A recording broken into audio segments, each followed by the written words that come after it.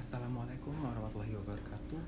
So here I will explain to you what a morphem is and its types. Well, first of all, we have to know what a morphem is. So morphem is the smallest grammatical unit that has meaning. And morphem cannot be further divided into smaller forms of language, both those that can stand alone or those that cannot stand alone.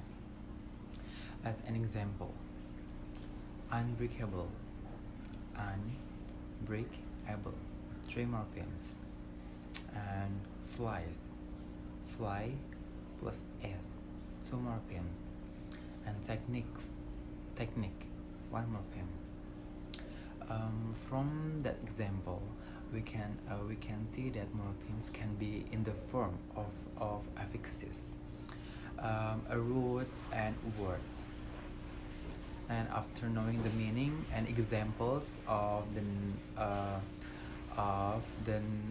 next morphem is, let us know the type of these morphems. So morphem is divided into two parts. The first is free morphem and the second is bond morphem. Here the free morphem and bond morphem are further divided into several parts. And for example, content words and functional words are included in free morphems, while affixes, bounded, budget, and constructor forms are included in bond morphems. So I will discuss the first type, and first is namely free morphem. Free morphem is a morphem that can stand alone as a word without being bound by another morphem.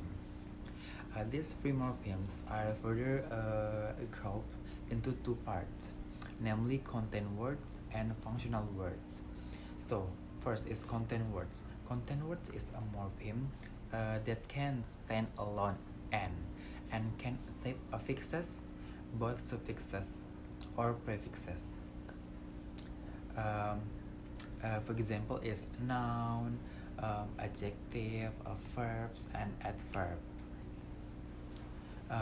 And for noun is excitement, and adjective is irregular, and verb is enforced, and adverb is downward.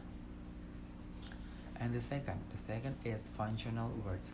Functional words are morphems that can stand alone but cannot accept affixes, either suffix or prefix. For example is preposition. There is at, on, in. And pronouns there is I, you, they, we. And conjunction is and or but, and interjection is wow, have, and ah. And articles is a, and the. And demonstrative is the last is that, this, those. So next is I will discuss the second time, namely is bond morphem. Bond morphem is a morphem that cannot stand alone because it must be bound with other morphems to become a word.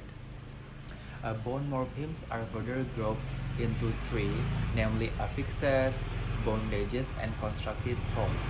Here I will only discuss about affixes. So affixes are word elements that are added before, after, or within the roots to produce a new word.